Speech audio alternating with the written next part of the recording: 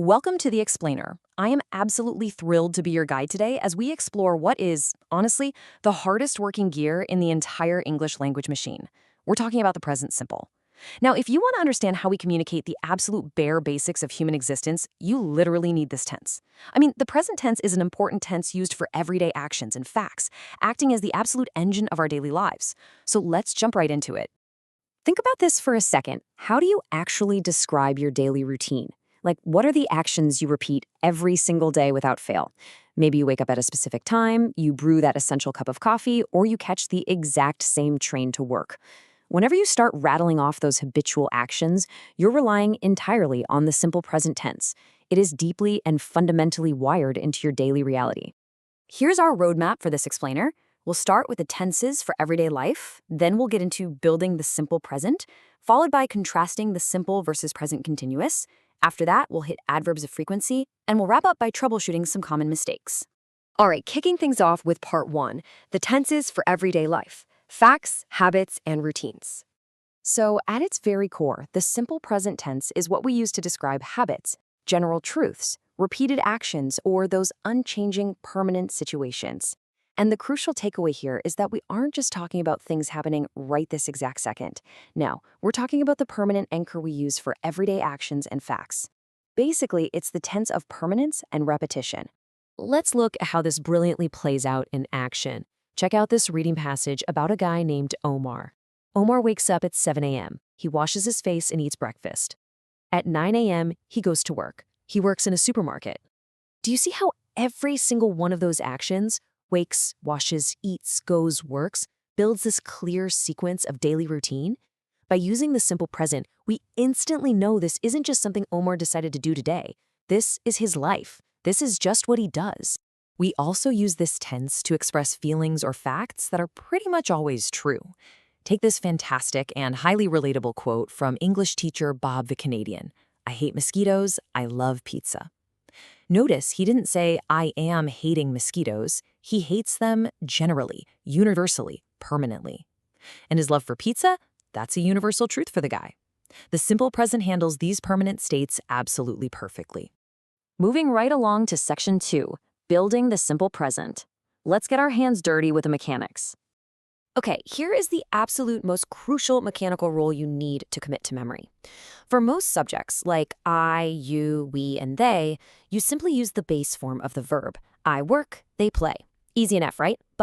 And this is where so many people trip up. When you switch to the third person singular, meaning he, she, or it, you absolutely must add an S or ES to the end of that verb. So I work becomes he works, they go becomes she goes.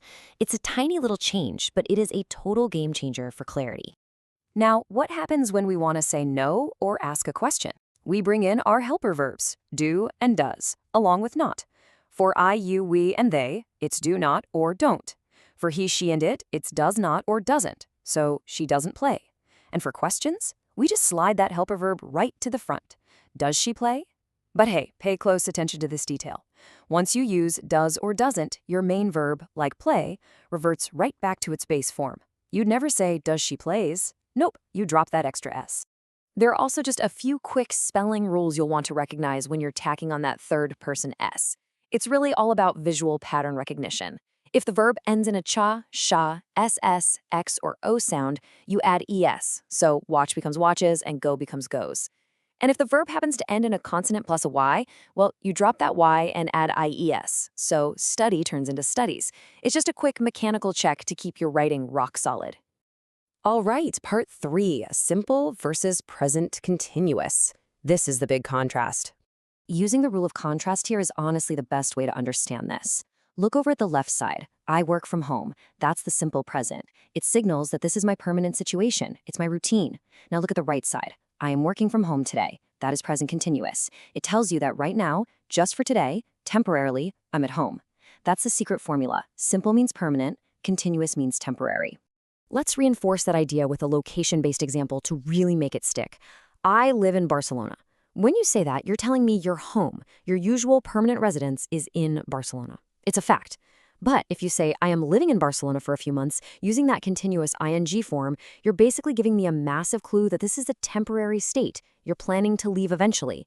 The simple present firmly anchors things in permanence. Moving on to Section 4, Adverbs of Frequency. Think of these as your simple present cheat sheet. You're probably familiar with this list of common adverbs of frequency. Always, usually, often, sometimes, hardly ever, never. Now, the golden rule here is where you put them. They generally slot in right before the main verb, like I always drink coffee. He never eats meat. The only major curveball is with the verb to be. If you're using am, is, or are, the adverb actually goes after it, like he is always late. But for all those other regular action verbs, just drop that adverb right before it to show how often the habit happens. But what if your frequency expression is a bit longer? Phrases like every day, once a week, or 3 times a month. Those guys anchor the very end of your sentence. I brush my teeth 3 times a day. They act almost like a punctuation mark of routine at the tail end of your thought, showing exactly when that repeated action actually takes place. And finally, Section 5, Avoiding Common Mistakes. Let's do some troubleshooting. Oh, this is such a classic trap, and arguably the most frequent error out there. Take a look at this incorrect sentence. I am having breakfast every day. Because the person is doing it every day, it is inherently a routine. So using the continuous ing form for a daily habit just sounds grammatically clunky. The correct form is the simple form. I have breakfast every day. It's that easy. Just keep your routines simple. Now, the simple present is also perfectly designed for stating absolute facts and cause and effect scenarios. It's what we sometimes call the zero conditional. Let's bring back a slightly humorous but very true example from Bob the Canadian. If you eat too much, you gain weight. Notice how both halves of that sentence use the simple present, eat and gain, because it's an absolute biological fact. It's a universal truth.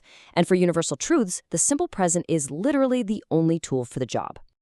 Well, we've broken down the mechanics, the big contrasts, and all the rules. So I have a question for you. What do you do every day? I challenge you to immediately apply what we just covered. Try to write down 3 sentences describing your morning routine right now.